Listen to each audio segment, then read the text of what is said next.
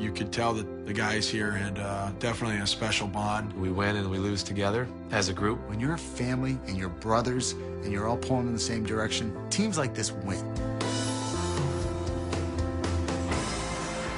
Guys should care more about their teams than they do about themselves. That's why this sport and this trophy is so hard to win and why this sport is so beautiful to watch. The one defining moment that was almost perfect was this, from Max Talbot. And all of a sudden, lightning strikes. Unbelievable! Ovechkin is just out of this world, and then Sid goes into another stratosphere. I don't know if you'll ever see that again. That's exactly what we needed. That guy and that breakaway and that save from our goalie. He couldn't be stopped.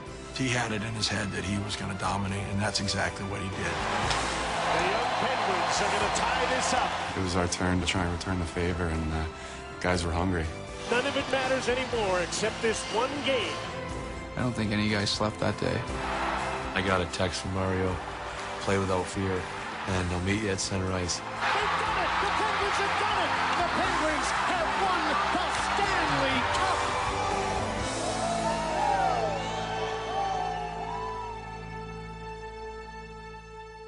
3 seconds to go. Trying to get a late shot. Backhander. Stopped by Osgood. And time runs out. The Red Wings have won the cup.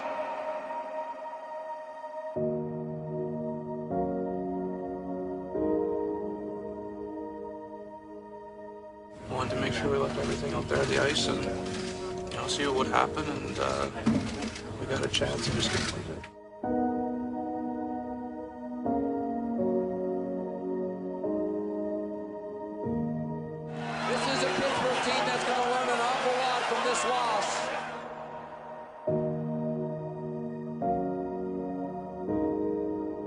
Looking back on it, I think now you try to learn as much as you can because you didn't win. I think that's typical in any scenario. I think the big experience we'll take from that is, the fact of going through each round the way we did and, how bad it is to get that far and lose. I don't think any guy wants to go through that again, so hopefully we'll get another opportunity to go through it and we'll know what it feels like and not want to have that happen again.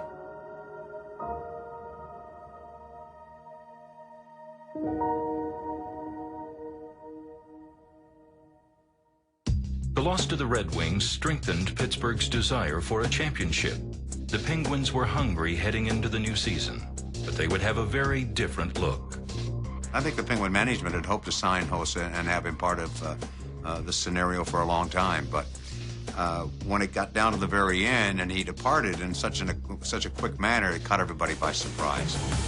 Losing Marian Hossa took skill out of the lineup, but when native son Ryan Malone departed, the team lost a chunk of its heart and soul. This is a guy who was a Pittsburgh born and bred guy who just loved playing at the building where his dad once played, playing amongst family and friends every night, having gone to the Stanley Cup Finals. I don't think he was someone you could replace. He was the last guy to get out of uniform after the Penguins lost Game 6 at Mellon Arena. And that one hurt. I think in some sense, it may have hurt a little bit more than losing Hossa.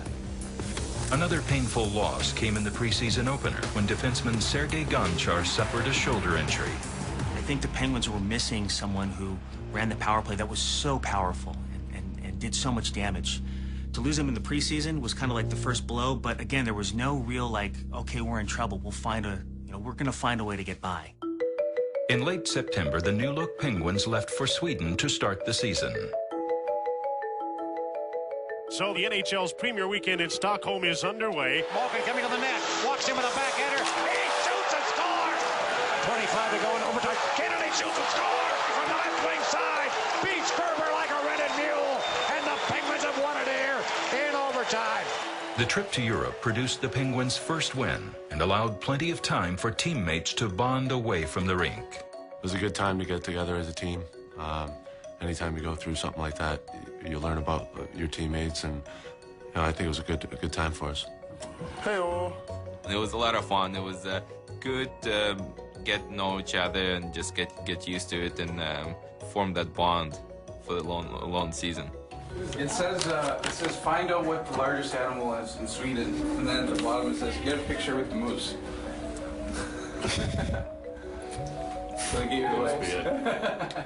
I think starting in Sweden was pretty good for getting everyone acclimated to the team. It was only 2 games, but I think we went there for 9 or 10 days, which was good. We had a good start to the season, and I think all the new guys blended in pretty nicely right from the start. The strength of that chemistry would soon be tested. In early November, the Penguins met a rival and his new team in a nationally televised Stanley Cup rematch. Despite holding an early lead, the Penguins went into the third period down 2 goals. From that far side, the Detroit Red Wings, Homer, let a shot go. Pittsburgh refused to back down. Malkin fires, stopped, rebound in front. Stahl got the hat-trick. Jordan Stahl got the hat-trick. Penguins have tied the game at 6. How about those apples? Stahl's got it again from center ice. He has a man, Fedotenko. He fires. Hey! Shoots and scores. Ruslan Fedotenko wins it for the Penguins in overtime. And ladies and gentlemen, Elvis has just left the building. The win powered a 12-4-3 start. However, the streak went cold in December. A shutout in New York capped a 5-game losing streak. And on January 5th, Pittsburgh was out of the playoff picture. Pittsburgh in the midst of a losing stretch, likes of which they have not seen in quite some time. Well, looking back on it, I mean, I don't know if it was fatigue from maybe from last season going so long, or maybe that trip to Sweden. And the way the league works now, there's just not an easy game anymore. You look at the standings every day, and everyone's so tight, and everyone's so competitive. I think that had a lot to do with it, too. The Penguins aren't scoring, and their megastars are caught in the drought. The Penguins got to find some goals, Bob, and then they might find some wins. It was a tough time, you know. Like I said, we're 2 games away from winning it, and you're going to I think we're like 10th or 11th place out of playoffs. So we're pretty bad, actually. You've got adversity staring you right in the face, basically, is what it comes down to. And this Penguin team is determined to respond to it in the right way. It's just a matter of whether or not they can actually do it. You know, there was just a lot of things that probably swayed our focus from the start of the season, and we didn't get the right start. But I think it was just a number of things, and for whatever reason, we couldn't get our game in order. And then you start to lose confidence when you start to lose games, and then that doesn't bring a good feeling to the rink, and it's hard to kind of get out of that rut. By mid-February, Pittsburgh hit bottom. The Penguins fell to 10th in the Eastern Conference and set 5 points out of the playoffs. The silver lining was that after missing half the season, Sergei Gonchar was back. Well, no more excuses for the Pittsburgh Penguins. Finally, Sergei Gonchar is back tonight, and they're 5 points out of a playoff spot with 26 to go. You know, it was really tough for me sitting out there and, you know, watching those games and, you know, not be able to help. As good as Evgeny Malkin was back on the point on the power play, as good as Chris Letang was, there's just nobody that could replace the calmness, the coolness, the control that Sergei Gonchar brought to the power play. Gonchar through the screen and it scores! He's the heart and soul of our defense. He plays in every situation. He plays the tough minutes, power play, penalty kill, plays against other teams' top lines. You know, anytime you can get a guy like Gonch back in your lineup, it's only going to help. Sergei Gonchar with a bullet. He returned February 14th in Toronto and helped the Pens take a 2-1 lead into the third period. But in a span of 19 seconds, the course of their season was altered. Jason Blake scores! Here's Dominic Moore looking for another one. Blake again scores! You know you're in trouble when they're still announcing one goal and the next one goes in. Toronto has the lead. Here's Coleman to Mitchell. He scores! And Stajan trailing in. Drop pass. Stajan scores! And now the Maple Leafs are ahead 6-2. This will be an awful loss for the Penguins. Hard to believe how quickly this game turned around for them. I think we got to about the middle of February there, and just the overall team confidence was really low. Just kind of approaching games not to lose it rather than going out there being aggressive and trying to win games. The Valentine's Day loss in Toronto would be Michel Therrien's last behind the bench. The next day, he was removed as head coach. There was just something with the team, the way we were playing, that I didn't like at the end, and I take responsibility in that as well. I had to do what I could at that point in time to try to fix it. You know what they say, you can't change 23 players, so it's a lot easier to change one. We weren't playing well at all at that point in the season, and I mean, we needed something to spark us if we were going to make the playoffs. There he is, Dan Bilesma. He's the youngest man behind the bench. At that point in time, I thought we needed someone that really knew our players, had the personality of a Dan Bilesma. The one thing in the back of my mind was even though he'd only coached 50-some games in the American Hockey League as a head coach, he had played over 400 as a player. He knew the psyche of the players. He was a great person one-on-one, great communication skills, the energy. And, you know, I look back, one of Dan's favorite sayings I find out is, why not? So, why not? A new man still wondering is this all true? I'm here in the National Hockey League. What a day for Dan Bilesma. Coach Bilesma brought in a new attitude, a fresh, positive look, and I think everybody just jumped on the opportunity. And the Penguins have won for the first time under Dan Bilesma. And obviously, when Dan came in, the attitude changed. He, made a couple trades. Bilesma's aggressive style turned the Penguins loose, and the addition of 2 veterans at the trade deadline gave them everything they lacked. We needed to be a gritty, tough team to play against, an in-your-face type of team, and Chris Kunitz is all that and more. Chris Kunitz with the hat trick. Coming from a team he won a championship with, he also knew what it took in that regard.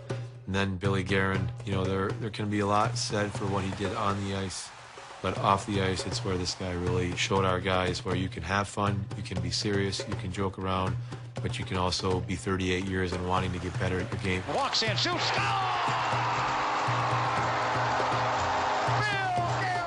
We have our young superstars here. We've got Sid, we have Gino, we have Stalzy. So there wasn't a ton of pressure on me, like playing-wise, but just to come in and be myself and to offer something, with my experience. I guess it's another way of just saying old. I was fortunate enough to be put on a line with Sid right away, and he definitely makes things easier out on the ice. So it was great. It was a good situation to come into. Because they're good people, because of the group of guys we had, we were able to make that adjustment pretty quickly, and it was very important for us getting into the playoffs. With only 21 games left in the regular season, every game is a must-win for the Penguins. Evgeny Malkin, a one-timer with a power play goal in OT. Yeah, that one road trip started in Chicago. I think we ended in Washington. Went 5-0 on the road trip. That was definitely the turning point in the season. Alex Ovechkin fired. Fleury makes the pad save. And Pittsburgh has the best 5-game road trip in its history. When we came in on February 15, and then really the main focus was not necessarily changing the system, but getting the mindset to be more aggressive and force teams to deal with our skill and our speed.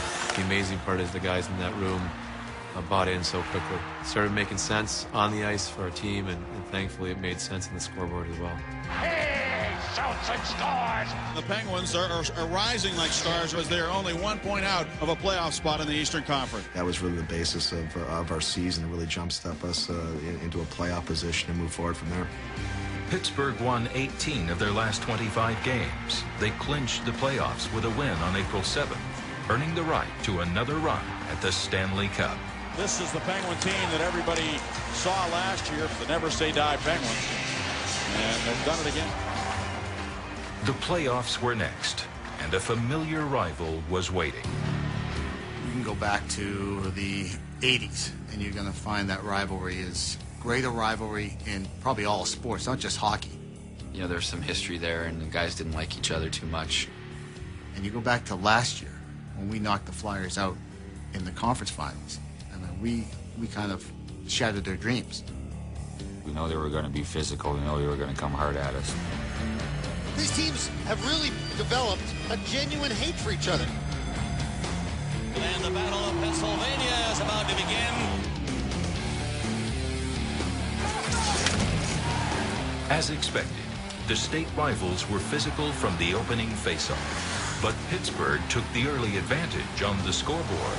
Here's a loose puck in front of Biron. Open net score! What a save there by Marc-Andre Fleury. Backhand pass off the stick up to Marc-Andre. Oh, what a save! What a stop here by Marc-Andre Fleury. He's one of those guys that you think you have him beat, but he never quits on any pucks. Hands it off down low for Guerin. Guerin shot, score! Billy Guerin. The Penguins win 3-2. They lead the series 2 games to none.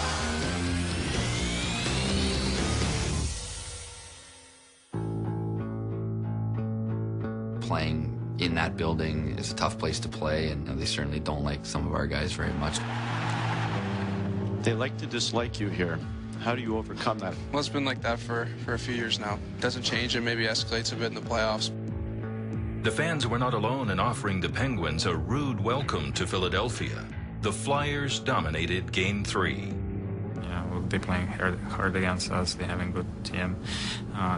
They compete to the last second. To the long now for the poke back down toward the empty net goal. It is Stanley, and it's 6-3. Threw an awful game out there in Game 3, and didn't really want to come back here tied 2-2. Comes Kunitz. Kunitz tries to slide it across the flat. It's in the net. Goes up to net. Here's Cook. Sets it up for T.M. Kennedy. Back and score! Tyler Kennedy. He has been the difference maker in this period for his team. Slapper and a big club save again by Fleury. Sets it across Richards. A shot saved by Fleury. He played unbelievable that game. Loose puck. Fleury diving. He's got the puck. We know we have him back there, and it brings confidence to the team. Here's Richards with a drive, miss the net, and opportunity. Fleury able to round Briere. Goaltending clinic here by Marc-Andre Fleury.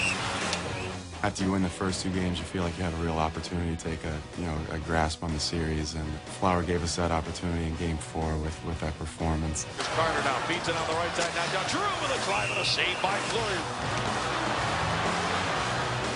A huge win and a major disappointment as the Philadelphia Flyers put 46 shots on that man, Marc-Andre Fleury. We stole that one, or he stole that one. I mean, we probably had no business winning that game. Backed by Marty Biron's shutout, the Flyers proved the series was far from over. Drive, he scores! Back to the front of the net, gets it, score! Mike Pinomo makes it 3-0. Game 6 was back in Philadelphia. Win the game, you go back to Pittsburgh. That's what Philly was looking at. Game 6, Penguins and the Flyers. I remember the first period. I did a turnover, which caused the first goal. Down by Malkin and steered on back by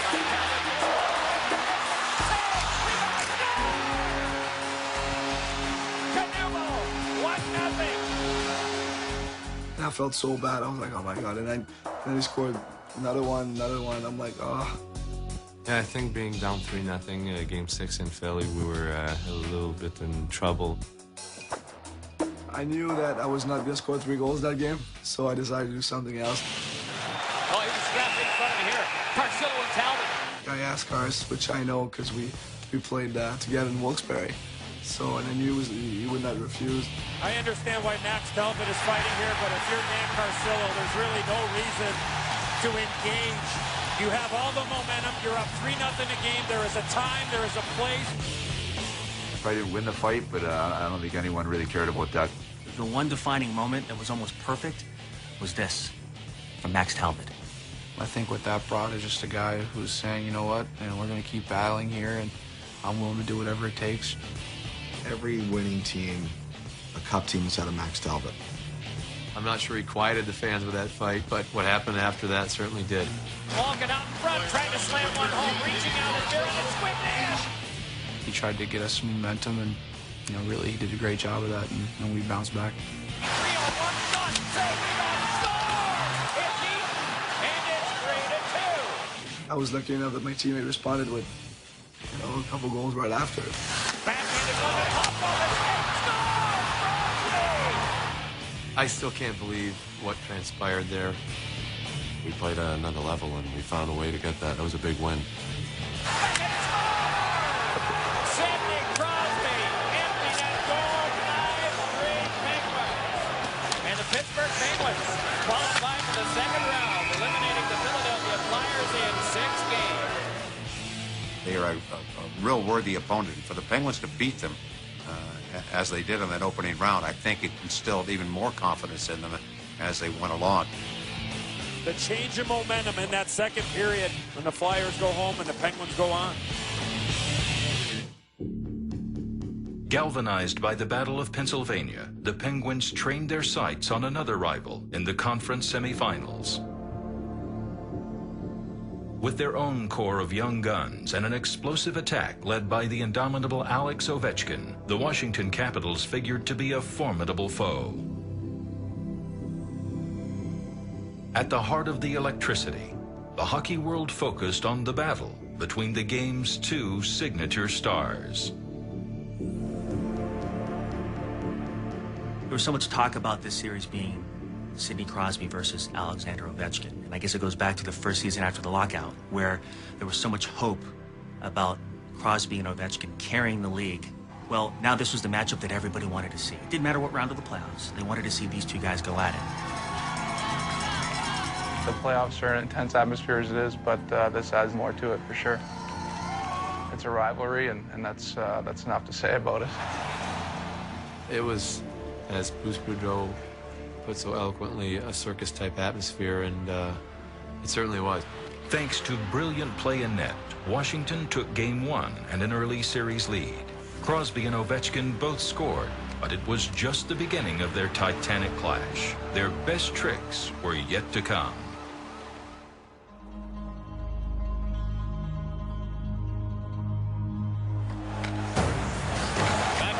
Pulls the trigger, save made, rebound, Crosby. He shoots and scores. Crosby on the rebound. Federal, 2 cars, goal far side, Ovechkin scores! Sid was quietly motivated by that series and playing against Alexander Ovechkin. He didn't come out in the media and talk a lot about it, but you knew he was quite driven, and he wanted, at the end of the day, for Ovechkin to come shake his hand at the end of that series.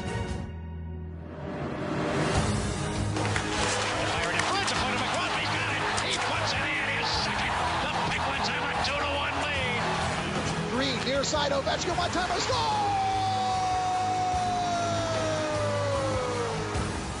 There are games that you see and games that you broadcast that just take your breath away. And I'm sure it's the same way with a fan watching games.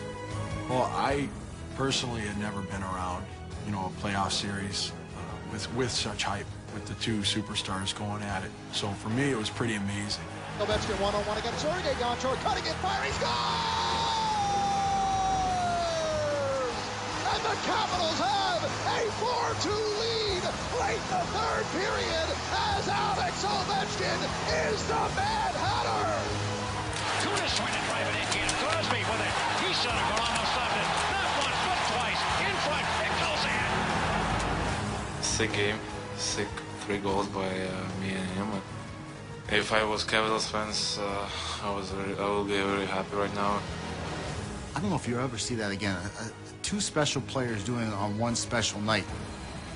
A lot of times you see games like that or a series like that when there isn't the end result of all the buildup, but really there was. You hate to waste a hat-trick performance. Sid played a great game, and unfortunately we weren't able to win, but even after we came back home down 0-2, we still had a positive feel. We knew it was far from over.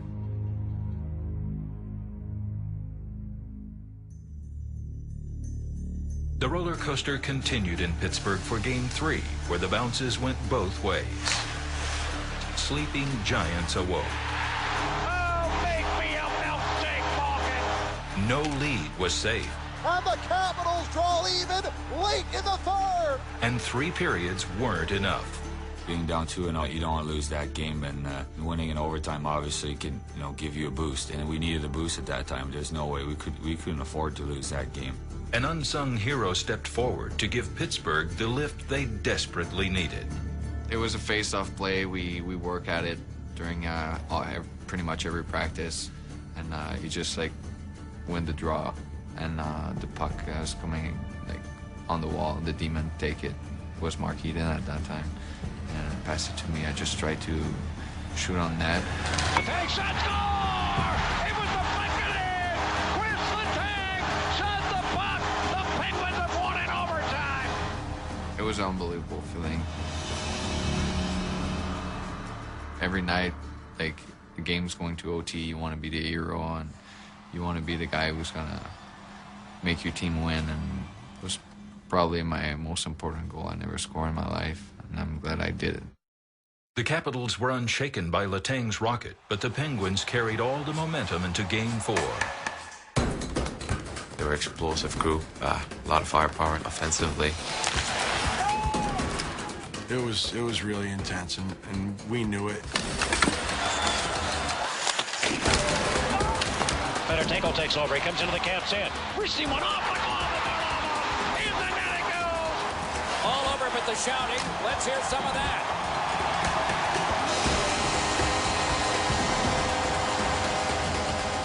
I think it was probably one of the most exciting series that people got to watch. You had a bunch of young superstars who were really, really going at it. Goal line, back from return, he scores! A lot of back and forth offense, and again, our superstars really stepped up and did the job. Malkin, late rush, coming on the power play, the Caps in. In front, it goes off to the defenseman end. The Penguins win. Evgeny Malkin has scored, and the Penguins win in overtime. With 3 straight victories, the Penguins were 1 win from the conference final. An opportunity to close out the series at home slipped away on David Steckel's overtime winner. The final score, the Capitals 5 and the Penguins 4, and there will be a Game 7 at Verizon Center.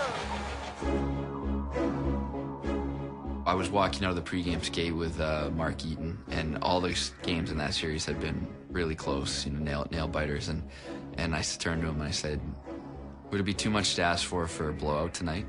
And we kind of laughed about it. We're like, yeah, just something where we don't have to, take it right down to the wire. Going to the Penguins net, in on goal. He's stopped by Fleury, who robbed him with a glove save. It turned the whole tide. It took the air out of the balloon. There was just this sense of shock in the building, like, whoa, this isn't supposed to happen to us. This isn't how it's supposed to be. Our best player against their stellar goaltender, it's supposed to be in the back of the net. How does he make that glove save? And it's almost like time stood still, and the Penguins built off of that, and then the Capitals, they never recovered.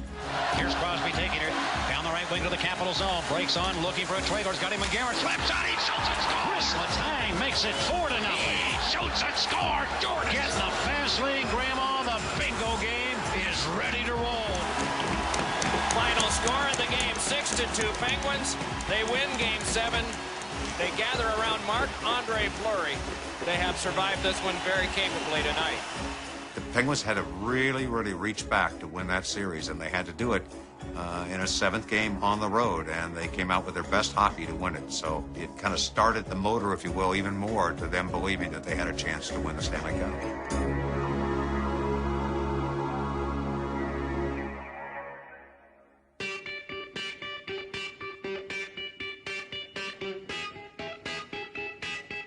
Following an epic series, the Pens were back in the conference final. This time they faced Carolina, a team riding the momentum of a pair of Game 7s of their own. First against New Jersey, and then top-seeded Boston. Battle lines were drawn. It was brother against brother. But one man was focused on dominating as the stakes got higher. What Malkin was able to do in that series, that's one that stays in your memory banks. Goes to Malkin, backhand shot. Hey! Shoots and scores! Evgeny Malkin on the backhander. All the naysayers, all the doubters were all knocking on Gino's door, and he opened it, he kicked it wide open. Kennedy comes out in front. Now Malkin picks it up. He found that puck. He drills it behind board. Evgeny Malkin out of nowhere. He was so good in that series, he kind of just took control. What's he going to do with it? Shoot it towards the net. Off the pad. Rebound. Malkin.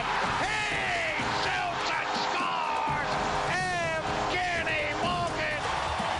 Ecstasy in the crowd from mom and dad. He's had quite a game tonight again. I think it's huge to have your parents around. For him, it's been it's hard to. There's a big language barrier, and being with his parents, I think it helped him a lot this year.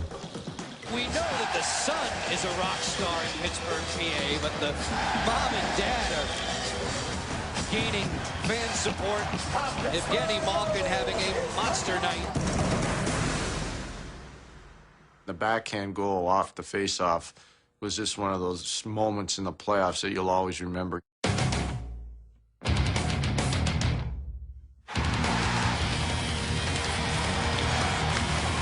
Here's Malkin behind the goal. Turns around, comes out, backhand shot. Oh, he shoots and scores! Malkin throwing, he's out. Oh, my word! Evgeny Malkin, spectacular for the hat trick. You know, I remember where I was in '71 when Jacques Lemaire scored on Tony Esposito. I remember being in Pittsburgh in 1991 with Mario Lemieux, putting on an unbelievable display. You remember these magical moments. In that game, he took the series over for us, and that was all Gino. He was happy-go-lucky. I think he loved having his parents in the stands. He was doing interviews. Your mom and dad have become almost as famous as you are here in Pittsburgh. What's it like to have them here to enjoy all of this with you? Yeah, I enjoy it because my mom is good food. It's cooking. It's before game, I'm good food, and my feeling is good. I haven't had his mom's food. I've been begging him to go over to his house now because he always talks about how good his mom's cooking is. Malkin's got the puck. He goes right to the net. Comes in, scores! On the short side, he beats Ward. Evgeny Malkin just with an explosion of speed to go to the net and score. You know, it got to the point where, you know, maybe they didn't feel like they could stop him. He couldn't be stopped. He couldn't be stopped. He had it in his head that he was going to dominate, and that's exactly what he did. Beginning of the playoffs, we had meetings, and everyone kind of had to tell each other what they were going to provide the team. And he said he was going to carry us to the Stanley Cup. So, and he said it in broken English. Guys kind of got a laugh out of it, but you could tell he was really serious. He took it upon himself. Anybody that has the competitive nature that he does wants to bounce back and prove everybody wrong, and you know that's exactly what he did. All hail Evgeny Malkin. Bolstered by Malkin's heroics, Pittsburgh swept past the Hurricanes. They now stood 4 wins from the Stanley Cup. And it's over. The Pittsburgh Penguins have defeated the Carolina Hurricanes 4-1, and you can spit shine your shoes, Mabel. It's time to dance with Lord Stanley. Once again, the Penguins go to the Stanley Cup Finals.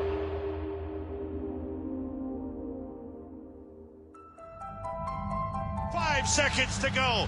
Penguins move back in. 2 seconds to go. One last shot. Save!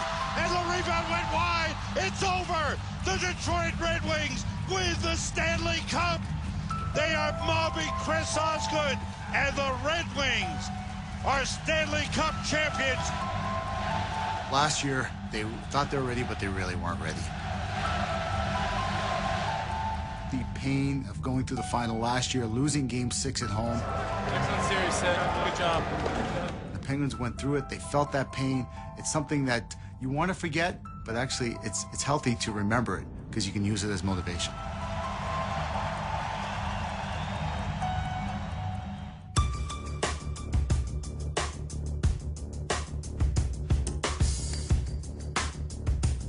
Can you talk a little bit about what an emotional experience losing the cup was for you? Yeah, no, it was tough. I mean, it's difficult for everyone, and you dream your whole life about being in that position, and you work so hard, and right at that moment, you never know if you're going to get another chance. Regrets, not at all. You know, I'm got the chance to, go to the finals and win the cup. Ray, can you talk a little bit about Dan and I guess obviously how you think he's done so far? How have you done so far? Be kind. He's made this, for me, the last 3 months have been my most enjoyable 3 months as a manager, quite honestly. It's fun to come to the rink every day with this group of guys and the players, and so I think he's done a fantastic job. When you bought the team, did you ever imagine it getting to this level consistently? Well, that was certainly a goal of mine when I bought the team, to hopefully one day win the Stanley Cup. And we had an opportunity last year that didn't go as planned, but hopefully this year the outcome's going to be different. Get a good ski moment, boys. Get a good ski. Push it out, get the legs going, a little lather. Loosen up. Loosen flying, boys. Here we go, boys.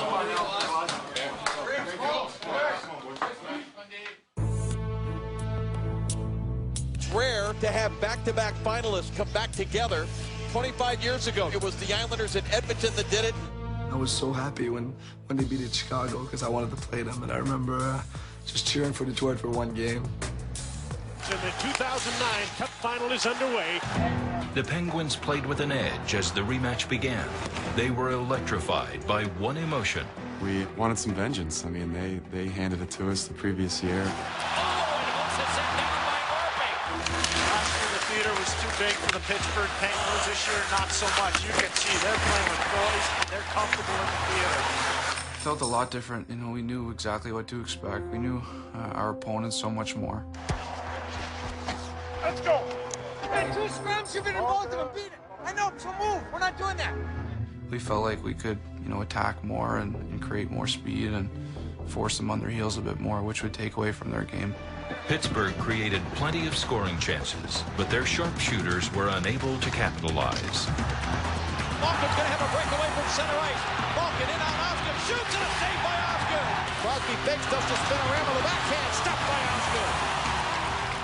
Always money in the playoffs, goalie Chris Osgood was at the top of his game in his quest for another Stanley Cup. Osgood played well in their building, and I think just little bounces didn't really help us. The Red Wings strike on a play they've used against so many teams off the end boards and in.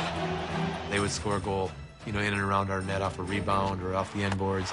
Getting goals off a pair of fortunate bounces, Detroit picked right up where they left off last year against the Penguins. Boards matter. You know, hockey's the only sport without out of bounds. And the boards in Detroit changed the whole complexion of the game. And if you're not comfortable playing in that environment, your chances of winning aren't very good. And so I think in the case of Pittsburgh, they weren't very comfortable playing with those boards in game number 1, especially Marc-Andre Fleury. It was a big problem for him.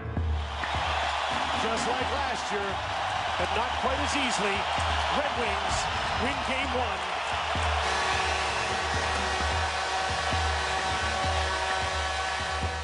We don't have to change a whole lot, to be honest with you. You know, played some pretty good hockey. Came down to bounce, but we did a great job at generating some good quality chances. Just didn't go in. The Penguins stayed loose heading into Game 2. They were committed to maintaining pressure on Osgood and the Wings. We got to them, we got scoring chances like other teams couldn't, but we needed to do it better.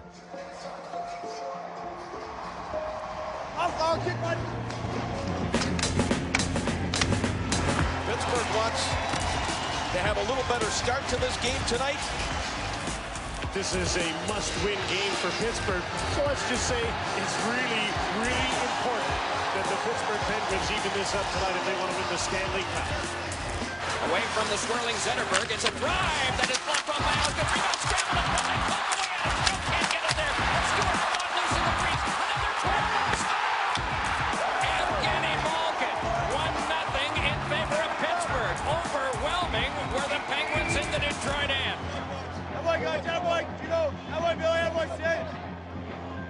Pittsburgh clung to an early lead, but they were wary of Detroit's relentless counterattacks. We were getting to our games at times, they would punch back. They would push the play back at us. They would get to their games. We would try to get it back. They would score a goal. With Detroit star Pavel Datsyuk out since the conference final, the Wings looked to their role players to fill the void. They responded with 3 goals and pushed the Pens to their breaking point. It's a pass from Shatan just out of his reach. He turns and fires. Zetterberg is there again. Turned it over. Malkin shot. Osgood makes the save. And he got a little push to the side of the net. And that causes this. Malkin trying to get after Zetterberg. He's throwing haymakers at Henrik Zetterberg. played pretty well, and a couple of things didn't go our way. And at the end of that game, we got frustrated, but I think we did it the right way and showed that we're not going to back down. Malkin, who led the league in scoring during the regular season, proved he could play with an edge. He escaped without suspension and was in uniform for a critical Game 3 in Pittsburgh. If you look at it, if you really, really look at it, there was no message sending. There was no goonism. There was just two great players with an outpouring of emotion. There was nothing more than that. Nobody got hurt. Nobody got injured. No blood, no foul. I thought the NHL was right on their call.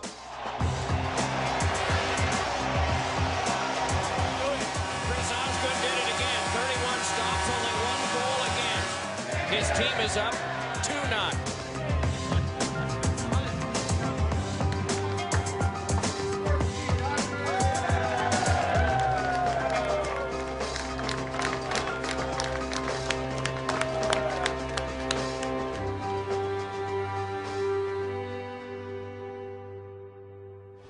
The Stanley Cup Final Series shifts to Pittsburgh, Pennsylvania, and Mellon Arena, home of the Pittsburgh Penguins. The fans here in Pittsburgh have not seen a championship team in 17 years when Mario Lemieux led the Pens to consecutive Stanley Cups back in 1991 and 1992. Returning home, where they won 15 of their last 19 playoff games, the Penguins arrived ready for work. They had a loyal crowd behind them as they looked to avoid falling behind 3-0. Well, as you can see, most of the fans here are dressed in white T-shirts. They are waving white towels. Quite a scene here at Mellon Arena. Well, the Wings took a 2-0 lead into Pittsburgh, but I don't think anybody thought it was a commanding 2-0 lead.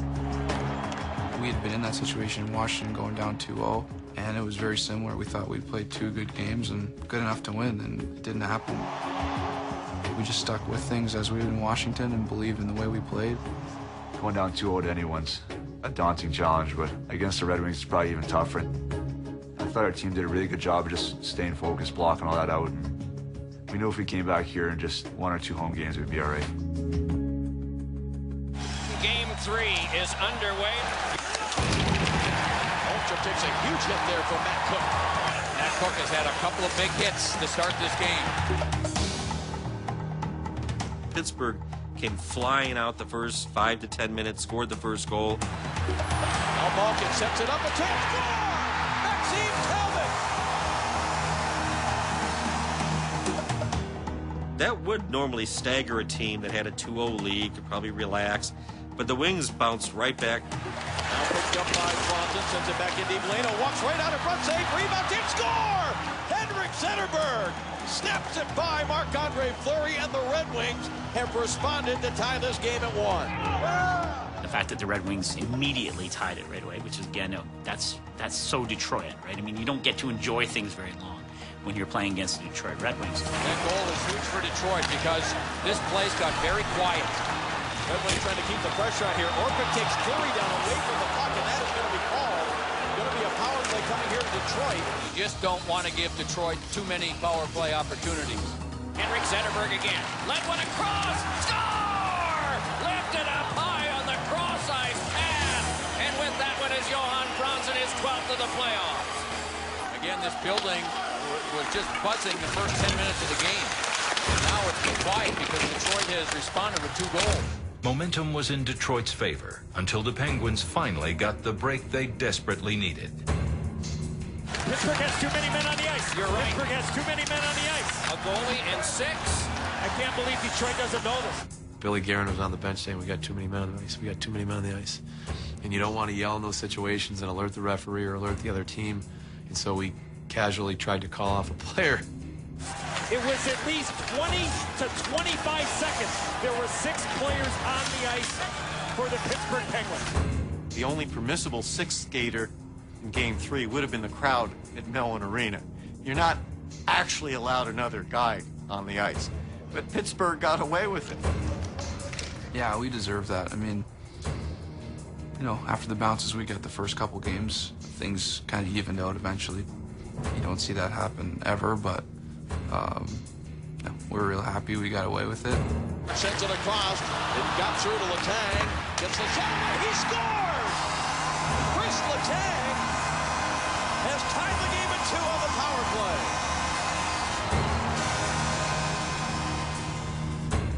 With the score tied after a wild opening period, the champs came out with purpose, still looking to take a stranglehold on the series. And it's picked up by Samuelson. He may get a break here. Samuelson cuts in. He shoots in the goal post. Now it comes back in front for Kronwall with a drive. Save made in the puck in front of an open net. Here is Zetterberg handing it off. Looks for the return. Right on and a save made by Marc-Andre Fleury. Second period, we were not really good. We were not playing our game, and Flower stood up. Back the other way comes to Applicator. Applicator top of the circle with a drive and a save made. Nopola drops it back down. Here's Kronwall. Winds up with traffic in front. Redirected right on the save. Loose puck. Orpik may have made a stop. That might have been the Wings' best period of the entire finals. Marc-Andre Fleury, by far the busier of the two goaltenders. He faced 14 shots.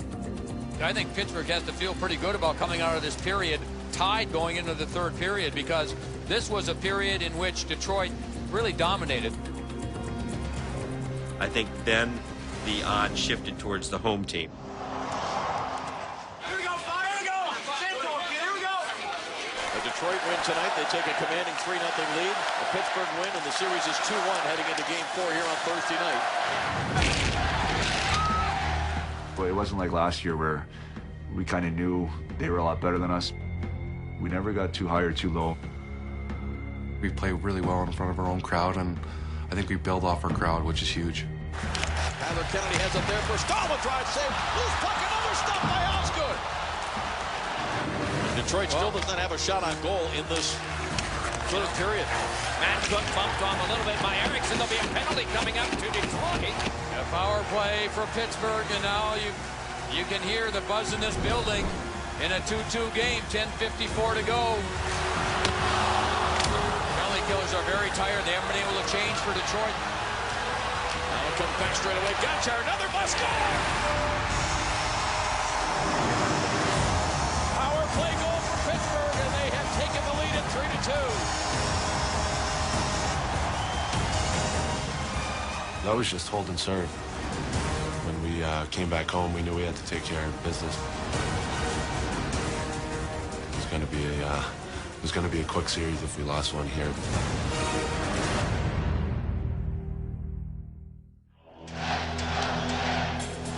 They are looking to even this series up, Joe, and of course a win here guarantees a Game 6 back in this building. The Game 4, I think, was the game that changed a lot because it changed the script from last year. Up to that point, everything was the same.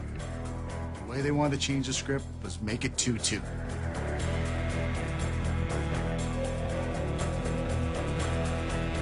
Malkin has it to Stahl. Save Osgood. Rebound and the shot by Rebound. Malkin 1-0. Big goal, quick start for Pittsburgh. Malkin's goal gave Pittsburgh an early lead, and the Penguins pounded Detroit's veterans with a barrage of crackling hits. But the Wings had young legs of their own, and they were just as hungry as the home team. Erickson will come out and give Detroit a short power play. A steal by Helm, and a shot, he scored! Darren Helm! And the Red Wings have tied this game 4 at 1 apiece. Now sends it out to Stewart. Brad Stewart with a dry score! Marc-Andre Fleury could not see this blast by Brad Stewart. With the Penguins parading to the penalty box, it seemed like history was destined to repeat itself. There's a trip from Orpik's going to go off.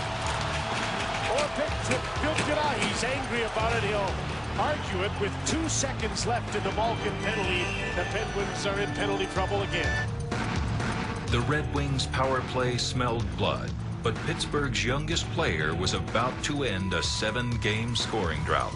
Eaton reversed it on. Talbot outlets. Jordan Stahl carries. Rapolsky back with him. Stahl in front.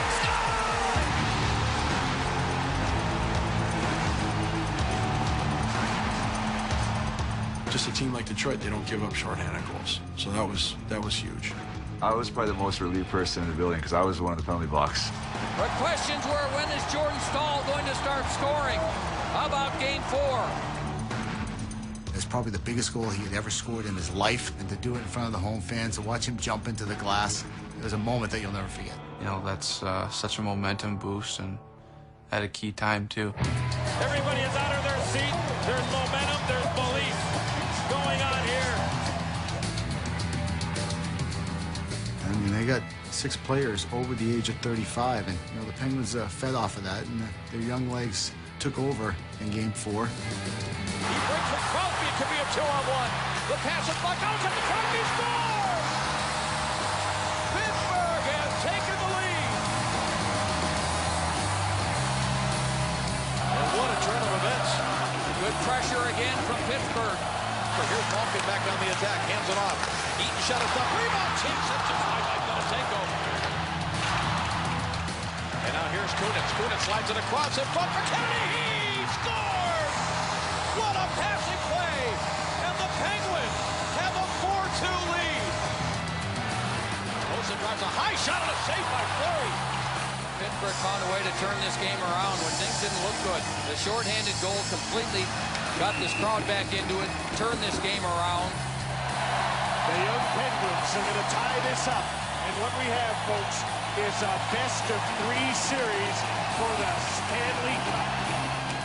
We put a great effort out there and got that game. It gave us the confidence we needed. It said a lot about the character of the team, and yeah, it probably did send a subtle message to Detroit that, hey, we're not going away that easy.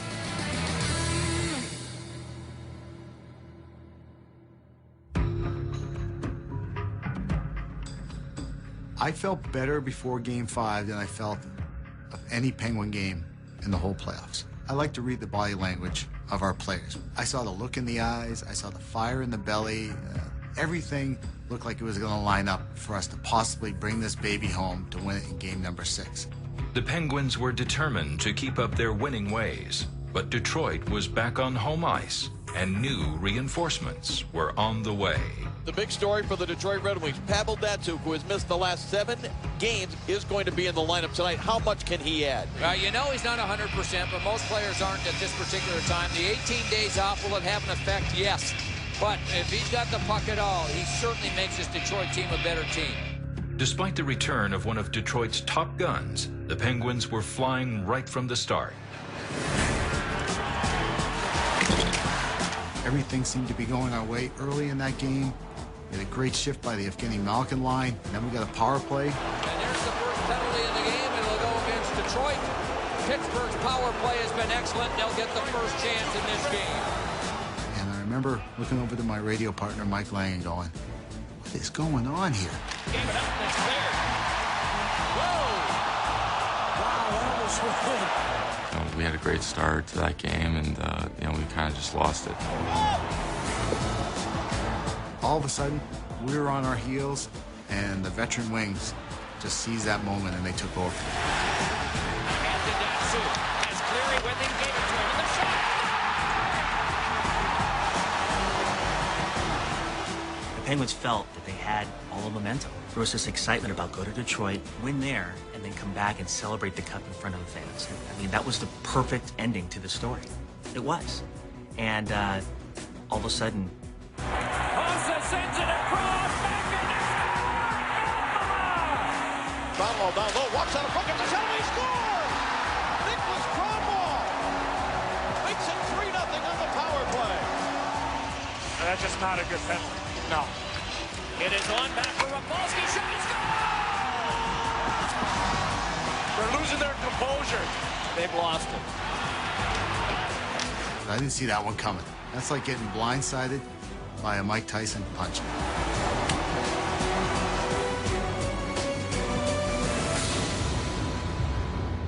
Game 5 was a total,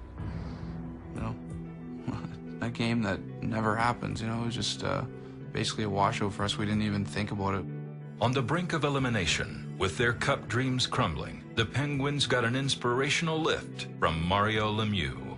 Walking off the ice after Game 5, he was there outside our locker room, and he just still had a calm look on his face, a positive look. He's like just shaking his head. He's like, it's all right, boys. You shake this one off. It's one game. To have Mario around after that game when you're frustrated, when you're disappointed, when you're wondering if you just let the series get away, it boosts you. You puff up and you're ready to go and you want to lay it on the line.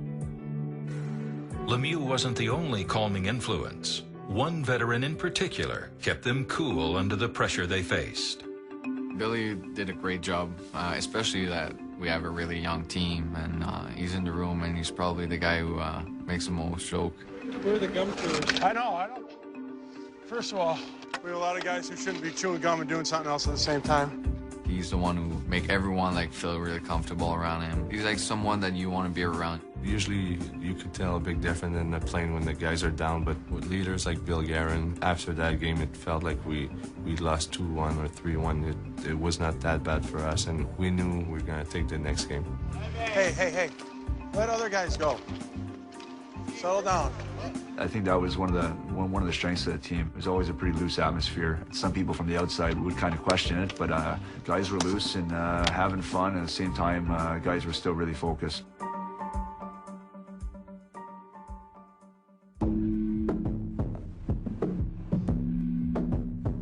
The Stanley Cup is in the house. These Pittsburgh Penguins remember all too well the feeling of watching the Red Wings celebrate in this building a year ago, and they're going to do everything they can to force a Game 7. Last year, I thought we were pretty uptight in, Game 6, but this year you kind of feel we were really loose, and we knew we had to do, and we were excited for the challenge. Well, the phrase is facing elimination. What is Pittsburgh thinking? For the Penguins, think about winning one game. They want to get the lead, and I think Marc-Andre Fleury will bounce back after getting pulled back in Game 5. The pressure intensified as the teams traded scoring chances. And early in the second period, the Penguins finally drew first blood. Hopefully couldn't hold it in. Here's Stahl. He's got Cook with him. Stahl with a shot. Save made. Rebound. Score! George Stahl got his own rebound. 51 seconds into the second period. It's 1-0 Pittsburgh. Despite a frantic battle for control of the game, the score remained the same heading into the third period. We talked about Fleury having to have a good game. He's been good, but he could certainly use another goal or two. Now the puck goes to Kennedy behind the net. Poked away by Alkin. Rebound. Score! Tyler Kennedy picked up the puck, and the Penguins have a 2-0 lead. Go now. Go. This is right here. Get traffic and shot. Over to Erickson, and a blast. Save made. Rebound. Score! Draper, and it's 2-1. Detroit desperately unloaded everything they had, but Pittsburgh weathered the storm in a valiant last stand. Out to the line, Orpik, but it's taken away. Datsuk, a flip pass behind everybody. It's clearing, and on the breakaway. Oh, what a save by Marc-Andre Fleury with a minute 40 to go in regulation. He made some huge saves for us. We knew if we could get through that game, anything can happen in Game 7. He was his best when he needed to be his best. Datsuk puts on the brakes. It's knocked off his stick, recovered by Hossa. Hossa, long shot. Picked up by Datsuk, centering pass. Backhanded in front. Scuderi down. Who's got that puck covered?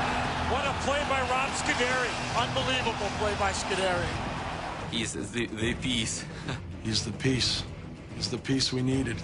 And you know what? That play right there was incredible. Scouts is just one of those guys who flies under the radar most times, but you can't win without guys like that. Talbot, he'll get the throwing attempt to center ice, and that's going to do it. We're going to have a Game 7 in the 2009 Stanley Cup Final. Sid, for the second straight year, the Stanley Cup was out of its box, and you guys made them put it back in. How satisfying is it knowing that the next time it comes out of there, you actually have a chance to touch it? No, it's an unbelievable opportunity, and we weren't thinking about last year at all, but we found a way to survive. That's what we had to do tonight, and now it's anyone's game. The morning of the biggest game of their lives, the Penguins awoke to more inspiring words from Mario. Before Game 7, he sent a text that said we just have to play without fear. This is what you've been dreaming of your whole lives. Go out there and get it, and I'll see you at center ice.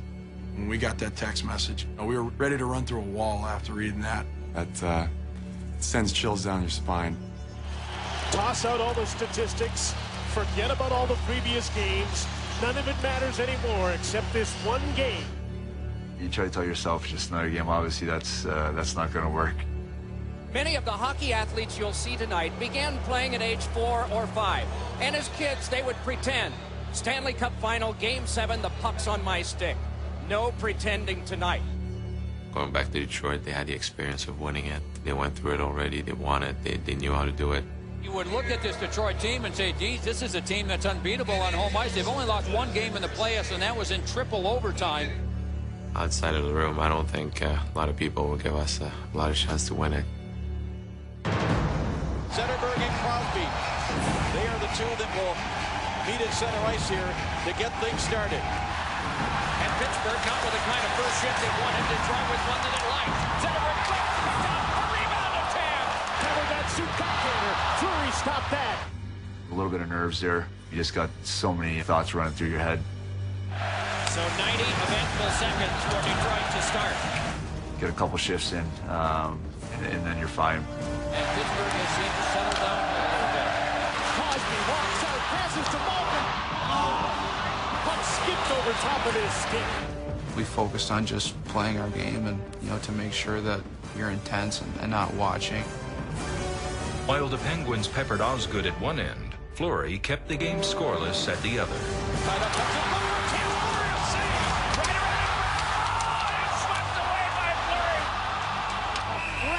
End to a fast-paced first period, and there's still no score. In the second period, Pittsburgh's forecheck stepped up its assault on Detroit's defense. Now Stewart. Talbot tries to tie him up. Kind of a weird little play coming out of the corner. Gino did a great turnover at one of the forecheck. Giveaway here, Penguins with a chance to score! Maxime Talbot! I just figured I would try to open his leg and shoot it. I didn't see go in. I didn't see where my shot went. 5-hole far side, I don't know. All I know is it went in the net. There's that aggressive forecheck that defines this Pittsburgh team. That goal was huge. And Pittsburgh gets that all-important first goal. Detroit plays a little different when they have the lead. To play with the lead was giant because it's tough to come back. Fleury remained strong, and momentum shifted in Pittsburgh's direction until they were stung with a blow that threatened to shatter their dream. Crosby wraps up with Ronza. And Crosby hunched over, apparently hurt on this play, and he will try to get to the bench. My knee got caught when he hit me and just kind of got my side of the leg stuck on the boards. He was definitely struggling just to get off the ice.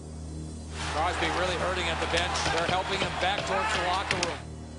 I knew it was pretty bad. We knew Sid was probably done for the game. With their captain hurt, it was time for Pittsburgh's Mr. Clutch to step into the spotlight again. We call him the gamer. Comes Talbot back again with Kennedy over the right side. Talbot shoots. He scores! Max Talbot beats goaltender Osgood like a rented mule.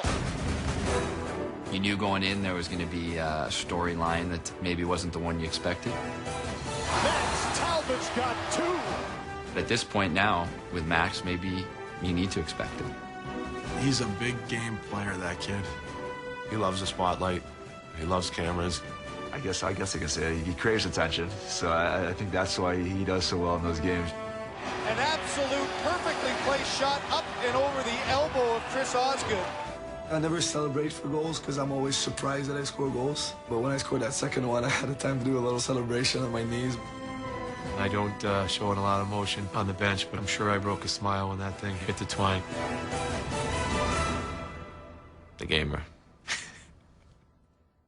With a 2-goal lead going into the second intermission, Pittsburgh's attention turned to Crosby. We saw Sid in the locker room. His gear was still on, and he was walking around, stretching it out, trying to see if he'd be able to go. I went in the room there for the second and tried to numb it as much as I could, but I still couldn't really skate.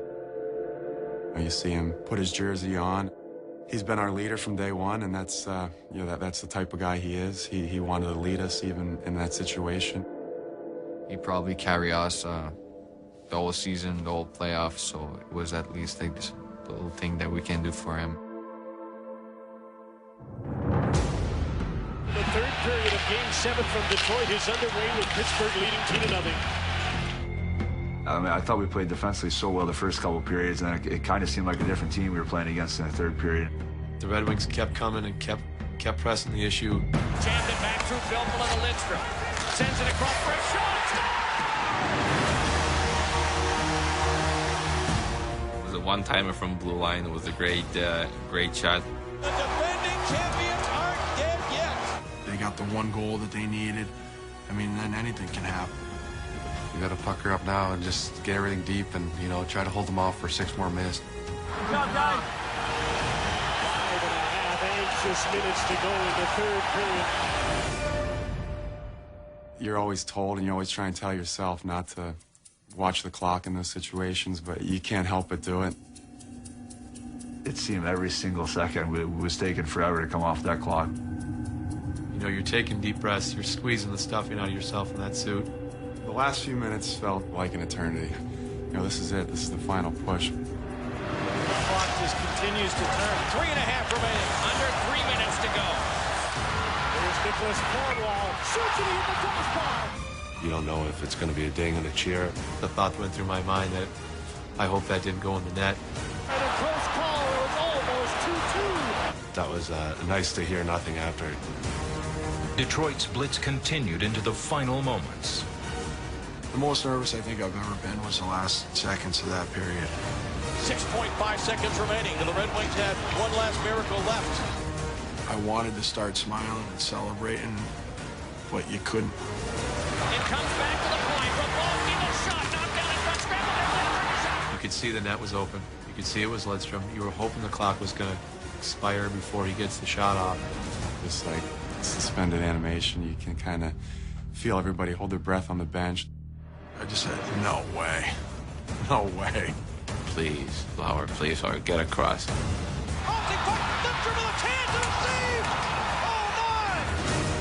What an incredible save, you know, against one of the best defensemen ever.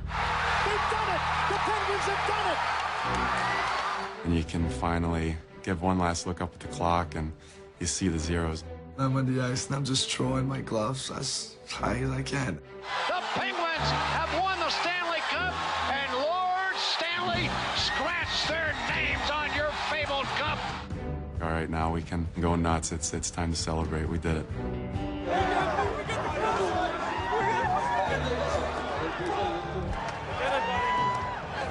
Thank you so much.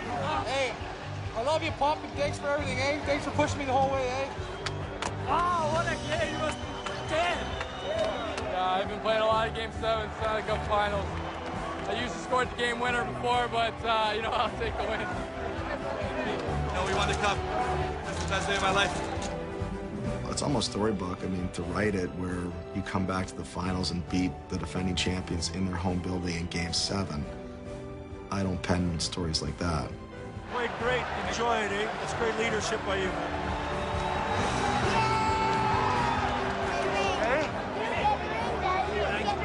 I do. I say hi to my mom and dad. I'm so happy.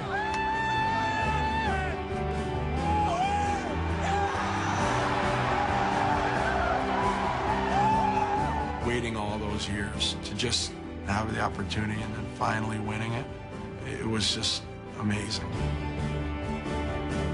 Just to share that moment with all the teammates too was something really special for everybody. I felt like it was me and the cup and my boys, my teammates. Boys that are hot. Day in and day out. The sacrifice of these guys coming together, each guy playing a part of it, each guy's struggle to make their statement to everybody saying we actually did bring the cup to Pittsburgh.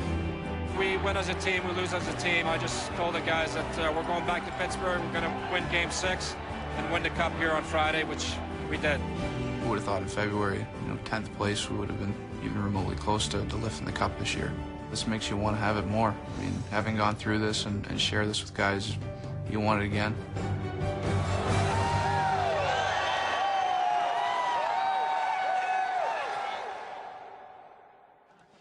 Hang on, let me take my dentures out.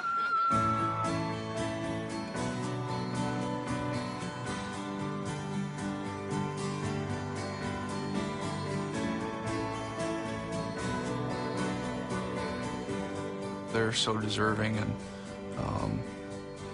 the way that things have gone for this team too over the last years, it's had some ups and downs, and they've been really loyal. And I think having gone through what we did last year, we were so close, and we really wanted to get it back. It's a great sports town. They're well deserving. The cops had to come and get us last night because the cup was we were in a local establishment, and then the people flooded the streets outside. The parade was unbelievable.